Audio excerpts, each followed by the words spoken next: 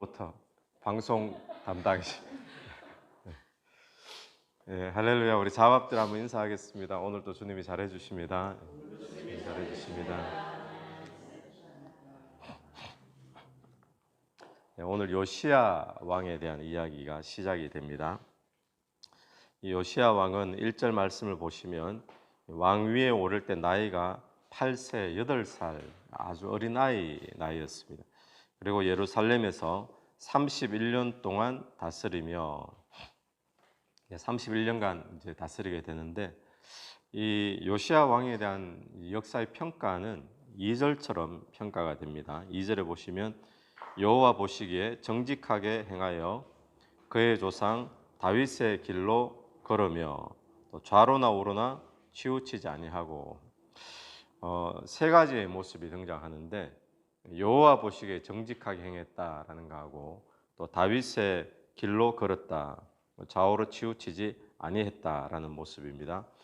이 역대기를 우리가 보면서 왕들에 대한 소개 가운데 선한 왕들 보면 여호와 보시기에 정직히 행했다라는 이 표현들이 자주 등장을 하죠. 그런데 또 어떤 왕들은 보면 또 다윗의 길로 행했다, 또 이런 표현도 등장을 하죠. 그래서 선한 왕들의 특징인데, 여호와 보시기에 정직하게 행했다라고 표현되는 왕들이 8명이 있습니다. 8명. 근데 8명 그 가운데서도 다윗의 길로 행했다라고 하는 사람이 그 8명 속에 또 3명이 있습니다. 그래서 다윗 이래 이 3명이 유다 왕국에서 가장 성군이다, 이렇게 이제 표현을 하는데, 그 사람들이 누군가 하면 여호사밧, 그리고 히스기야, 오늘 본문에 나오는 요시야, 이렇게 됩니다. 이 3명은 여호와 앞에 정직히 행했다라고 표현도 나오고 또 동시에 다윗의 길로 행했다, 이렇게 나옵니다. 이 다윗은 어떤 사람이죠? 다윗은 하나님의 마음에 합한 사람으로 그렇게 알려져 있죠. 하나님께서 기뻐하시고 또 하나님이 누군가를 진노하실 때, 또 백성들에게 은혜를 베푸실 때 그때도 다윗을 기억하사, 뭐 이런 이야기들이 있을 만큼 다윗은 하나님 앞에 마음에 합한 자, 그리고 다윗을 보면 전심으로 하나님을 사모하고 또 전심으로 하나님을 사랑했던 그런 특징을 가진 자가 다윗인데, 근데 그런 다윗과 비교될 만큼 성군이었다는 거예요. 그 히스기야, 또 여호사밧, 요시야, 이런 사람들이.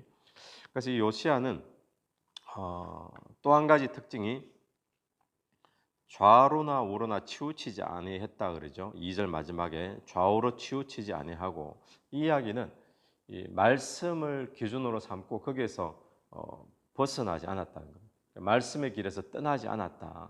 그러니까 아무리 유혹이 많아도, 아무리 자기 보기에 뭐 금방 힘이 될 것, 의지할 것 되는 것들이 보여도 말씀의 길에서 떠나지 아니하였다.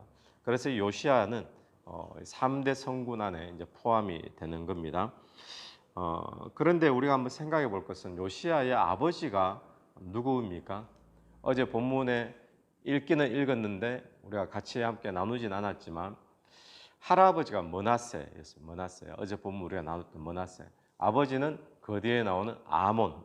아몬은 2년 동안 통치하다가 암살당해서 죽습니다.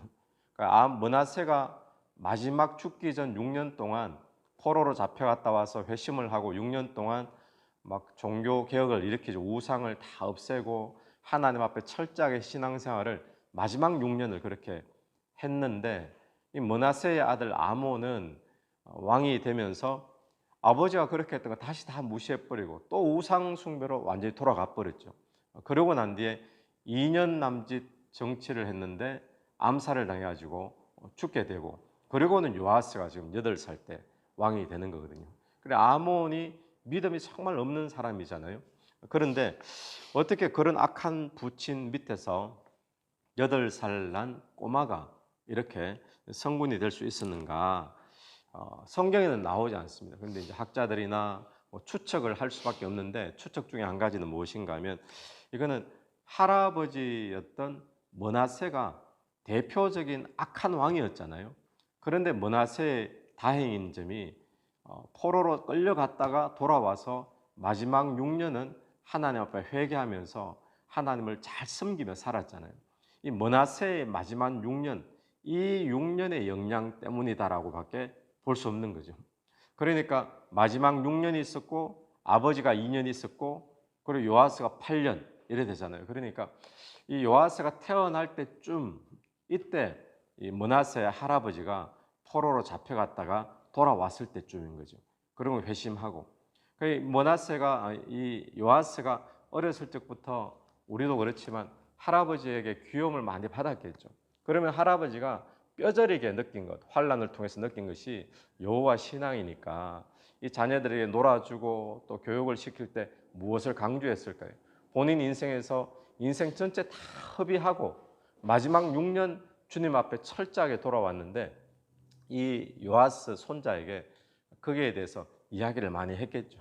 그리고 요아스는 어렸을 때부터 두 가지 충격적인 사건을 경험합니다. 첫 번째가 본인은 뭐 어렸을 때 모르겠지만 나중에 들었겠지만 할아버지가 포로로 쇠사슬을 묶여가지고 아수르에 끌려갔다가 돌아왔다라는 거. 그리고는 할아버지가 완전히 변해가지고 여호와 신앙으로 철저히 지키며 살았다라는. 그런데 우리 할아버지가 그렇게 끌려갔다 돌아왔다 그러면 얼마나 충격적이겠어요. 또 하나 충격적인 것은 아버지가 2년밖에 통치를 하지 않았는데 배반을 당하고 암살당해서 죽었다라는 거. 이것도 충격적인 거죠. 왜 죽었는가? 나중에 생각해 보겠죠. 지금 8살 난 요아스는 아무 생각이 없을 거예요. 그냥 놀기 좋아하는 그런 나이인데 왕이 되고 난 뒤에 이제 나이가 들면서 또 청소년기를 지나면서 이런 일들에 대해서 분명히 생각을 해봤겠죠. 그래서 3절 말씀을 보면 3절 말씀에 아직도 어렸을 때 곧 왕위에 있은 지 8년에 8살 때 왕위에 올라갔어요. 그리고 8년이 지났어요. 그럼 몇 살이죠? 16세죠. 16살. 16살 때에 그의 조상 다윗의 하나님을 비로소 찾고. 그러면 이전에는 하나님에 대해서 신앙이 없었는가? 그렇게는 보지 않습니다. 이전에도 하나님에 대한 신앙이 있었지만 비로소 찾았다. 이거는 뭐냐? 개인적으로 하나님에 대해서 본인이 체험했다라는 이야기죠. 그러니까 개인 신앙을 갖게 됐다. 누가 이야기해서 뭐 분위기에 이끌려서 그게 아니라 이제는 누가 뭐래도 나는 하나님을 믿는다라고 본인이 신앙 고백, 의지적으로 신앙 고백하는 그런 나이가 16살 때 되었다는 겁니다. 그리고는 4년 뒤에 제 12년, 통치한 지 12년이니까 나이가 20살 때죠. 12년 때에 유다와 예루살렘을 비로소 정결하게 하여 대대적인 이제 종교 개혁을 시작하게 됩니다. 그러니까 이 요아스가 이런 신앙을 갖게 된 배경은 아마 이 자기가 겪었던 할아버지와 아버지의 사건들, 또 할아버지로부터 참 강조하면서 들어왔던 여호와 신앙의 이 신앙이 어렸을 때 남아 있다가 그가 통치하면서 어떻게 하는 것이 하나님 앞에 서는 것인가 계산을 해봤겠죠. 그러니까 지혜로운 사람이죠. 아버지처럼 살아서 되는 것이 아니라 할아버지의 말년처럼 그렇게 살아야 하나님의 복이 임한다. 그걸 지금 요아스는 나이가 들면서 깨닫고 16살 때 비로소 자기가 하나님을 찾기 시작했다. 그리고 20살이 되었을 때 종교개혁을 단행하면서 우상들을 찍어내게 되죠. 그리고는 이것이 8절로 연결됩니다. 8절에 요시야가 왕위에 있은 지 18째 해. 그럼 나이가 몇 살입니까? 8살 더하면 20 아침에 잘 머리가 안 돌아갑니다. 26세. 청년, 아직 청년인 거예요. 26세 때 그 땅과 성전을 정결하게 하기를 마치고, 아까 정결하는 거 시작했잖아요. 정결하게 하는 거 마치고는 그의 하나님 여호와의 전을 수리하려 하여 하나님의 성전을 지금 수리하러 들어가게 됩니다. 그래서 이 성전을 수리하러 들어가 가지고 오늘 본문은 딱 끊겼는데 내일 본문에 등장하는데 성전 수리하다가 뭘 발견하는가 하면 하나님의 율법책을 발견합니다. 원래 성전의 제단 옆에 율법책이 있어야 되는 장소인데 거기에 없고 누가 숨겨놨던 거예요. 그래 아마 므낫세 때 그렇게 막 우상 난리를 치고 또 아몬 때 그러니까 누가 이것까지 다 불태워 버리겠다 싶어가지고 제사장 중에 제사장만 들어가는 곳이거든요. 제사장 중에 한 사람이 숨겨 놨던 것 같아요. 나중에 청소를 하다 보니까 이게 몇십 년 만에 먼지 가운데서 발견이 되어지면서 종교 개혁에 불이 붙게 됩니다. 시작은 이제 20살 때 정결한 거 시작을 했지만 나중에 26살 되었을 때 성전 청소하다가 보수하다가 율법책을 발견하고 그 율법책을 읽고 내용을 직접 확인하다 보니까 할아버지의 말이 맞잖아요. 그러면서 더 종교개혁에 힘을 받게 되어지고 본격화되어지는 그런 역사가 요아스를 통해서 일어나게 되는 것입니다. 자, 그러면 이 요아스가 종교개혁을 단행했는데 하나님을 비로소 찾고 그랬잖아요. 아까 전에 20살 때, 16살 때. 그러니까 하나님을 비로소 찾는 사람들은 뭘 하는가? 요아스가 뭘 했는가? 그러니까 하나님을 비로소 찾았는 사람들은 반드시 무엇을 해야 되는가? 그 중에 한 가지가 우리가 묵상을 하고 싶은 이야기인데 그 중에 한 가지가 뭔가 하면 다시 위로 한번 올라가십시오. 3절입니다. 3절. 3절을 한번 올라가십시오. 아직도 어렸을 때 곧 왕위에 있는 지 8년에 그의 조상 다윗의 하나님을 비로소 찾고 12년에 유다와 예루살렘을 비로소 뭐 한다고요? 정결하게 하여. 저는 어제 이제 이 본문을 읽으면서 정결하게 하여 여기에 우리가 초점을 맞춰야 될 것 같아요. 하나님을 찾는 사람은 반드시 무엇으로 연결되어지는가 하면 정결하게 하는 것과 연결됩니다. 그리고 5절 말씀도 보면 5절 마지막에 보면 유다와 예루살렘을 정결하게 하였으며 8절도 중간에 보십시오. 18째 해에 그 땅과 성전을 정결하게 하기를 마치고 지금 요시아가 했던 것은 뭔가 하면 깨끗하게 해야 되겠다라는 결단을 한 거죠. 여러분 오늘도 마찬가지입니다. 하나님을 찾는 사람, 하나님을 나의 구주라고 고백하는 사람은 반드시 무엇으로 연결되어져야 되는가 하면 깨끗하게 해야 되겠다. 이 요시아는 유다와 예루살렘을 깨끗하게 해야 되겠다. 여기에 결단하고 우상을 다 척결시키는 그런 일이 벌어지죠. 그래서 어떻게 척결합니까?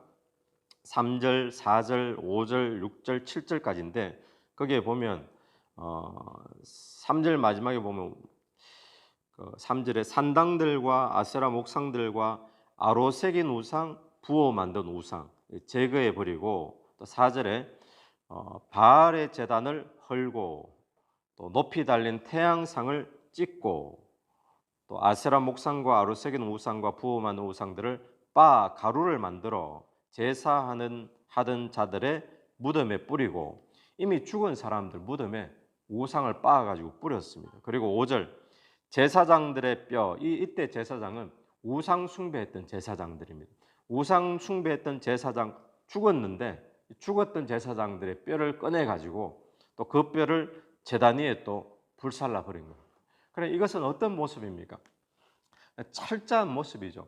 이걸 누가 옆에서 보고 있다 그러면 대충 하지 않는 모습이죠. 이미 죽었는 우상 숭배했던 제사장의 뼈까지. 근데 이게 지금 이미 죽은 사람 뼈를 꺼잡아내 가지고 이게 뭐 무슨 소용이 있냐. 그리고 우상을 빻아 가지고 죽은 그 우상 숭배했던 제사장들을 무덤에 뿌리고 이게 무슨 소용이 있냐. 이미 죽었는데 끝났는데 이렇게 생각할 수 있는데 이게 열왕기 상인가 하에 보면 하나님이 선지자를 통해 예언하신 말씀이 지금 요시아를 통해서 한 300년 뒤에 지금 이루어지는 거예요. 열왕기 상의 말씀이. 그러니까 요시아가 지금 가루를 뿌리고 제사장 뼈를 불사르고 이게 그냥 일어난 게 아니라 하나님이 예언하신 말씀대로 지금 요시아가 지금 일으키고 있는 거죠. 이렇게 이제 종교 개혁을 일으키게 됩니다. 그러니까 여기서 이렇게 한 것은 이유는 뭐냐? 하나님을 찾는 자는 반드시 무엇과 연결되어지는가 하면 깨끗하게 해야 되겠다. 오늘 저와 여러분이 하나님에 대한 신앙이 바로 선다면 반드시 우리에게 무슨 생각이 주어지는가 하면 내 삶을 깨끗하게 해야 되겠다. 이런 마음이 주어지게 되는 거죠. 그래서 하나님 앞에 정직한 자, 또 다윗의 길로 걸어간 자, 또 하나님을 사랑하는 자의 비결이 뭔가 하면 바로 정결함입니다. 정결함. 그래서 아무도 정결함이 없이는 하나님의 은혜를 경험할 수가 없죠. 또 아무도 정결함이 없이는 심령의 부흥이 시작될 수도 없는 거죠. 정결함이라는 것이 우리의 삶에 굉장히 중요하다라는 것을 다시 보게 됩니다. 그래서 요시야도 하나님을 비로소 찾고 그 다음에 4년을 세월을 기다려요. 믿음이 성장하는 단계였겠죠. 그리고는 그가 시작했는 것이 깨끗하게 해야, 나라를 깨끗하게 해야 되겠다. 오늘 저와 여러분이 내 삶을 깨끗하게 해야 되겠다. 또 내 가정을 깨끗하게 해야 되겠다. 또 내 사업에 사업하는 그런 방식을 또는 뭐 사람들을 대하는 나의 어떤 태도를 깨끗하게 해야 되겠다.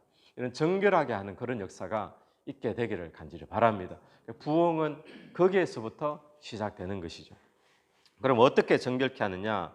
그것이 금방 읽었던 것처럼 제거해버리고 헐고 또 찍어내고 또 빻아서 가루를 만들고 철저하게 뿌리까지 깨끗하게 해야 된다는 거예요. 그러니까 한번 회개하고 회개했으니까 끝 이게 아니라 회개했으면 거기에 합당하게 구체적으로 이런 것들은 빻아버리고 이런 것들은 찍어버리고 이런 것은 가루를 내버리고 그것도 이미 죽은 제사장들의 뼈까지 덜추어가지고 말씀대로 하듯이 철저하게 뿌리 뽑듯이 그렇게 하나님이 기뻐하시지 않는 모습들을 내 삶에서 깨끗이 하는 모습, 그 모습이 오늘 요시야가 우리에게 보여준 모습이라는 거예요. 참 비상한 각오로 정결하게 하는 거죠. 오늘 이 아침에 다시 한 번 더 우리가 깨끗하게 살아야 되는 것 이미 알고 있는데 정결하게 살아야 되는 것이 그리스도인의 삶인 줄 알고 있지만 이 아침에 다시 한 번 더 철저하게 내 삶에서 내가 갖다 버려야 될 것은 무엇인가, 또 물건 가운데도 있을 것이고요, 또 내가 살아가는 스타일 가운데도 이런 스타일은 내가 정말 찍어버려야 되겠다, 구체적으로 생각하셔서 뿌리 뽑는 그런 정결함이 있게 되기를 간절히 바랍니다. 두 번째는 하나님을 진정으로 찾는 사람들, 정결함이 있고 정결함을 결단하죠. 두 번째는 어떤 결단이 주어지는가 하면 성전을 고치는 그런 모습이 등장을 해요. 역대기에 계속 반복되어지죠. 성전을 고친다. 그러니까 이것은 무엇입니까? 이 바른 예배를 드리고 싶어 하게 됩니다. 하나님을 찾게 되어지면 바른 예배. 바른 예배는 무엇입니까? 하나님과의 만남이죠. 하나님의 임재를 경험하는 것이 올바른 예배죠. 그러기 위해서 성전을 지금 고치고 보수하게 되는 거죠. 오늘 저와 여러분의 삶에 하나님 앞에 하나님의 임재를 경험하고 또 하나님 만남 속에 들어가길 원하는 그런 바른 예배, 이런 예배를 사모하게 되길 간절히 바랍니다. 이 예배는 주일날 와서 드리는 예배만을 의미하지 않습니다. 우리의 삶에서 예배를 이야기하는 거죠. 삶에서 하나님의 임재 속에 들어가야 되잖아요. 그래서 우리가 주일날 말씀 나눴던 것처럼 오늘 하루의 삶에도 지금 우리와 함께 하시는 그 하나님, 우리가 믿음으로 바라보고 또 믿음으로 의식하고 해서 하나님의 임재에 늘 머물기를 사모하는 그런 은혜가 저와 여러분이 있게 되기를 간절히 바랍니다. 오늘 두 가지를 나누는데 첫 번째는 하나님을 전심으로 찾는 자, 또 반드시 연결되는 것. 다윗의 길로 행하는 자, 하나님 앞에 정직한 자가 반드시 연결되는 것이 성결과 정결이다라는 사실을 깨닫고, 또 두 번째는 하나님 앞에 올바른 예배를 드리고 싶은 마음들이 생기듯이 오늘 우리에게 이 두 가지 붙잡고 승리하는 그런 복된 하루가 되기를 간절히 바랍니다. 같이 기도드리겠습니다. 하나님 아버지, 은혜를 감사합니다. 오늘 요시야의 모습을 보면서 오늘 우리의 삶에도 요시야처럼 하나님 앞에 결단하여 또 정결케 되는, 또 주의 예배를 사모하는 그런 모습 있게 되기를 간절히 원합니다. 주님 인도하여 주시고 승리케 도와주옵소서. 예수님 이름으로 기도드립니다. 아멘. 오늘 하루도 예수 이름으로 승리하시는 복된 하루가 되기를 간절히 바랍니다.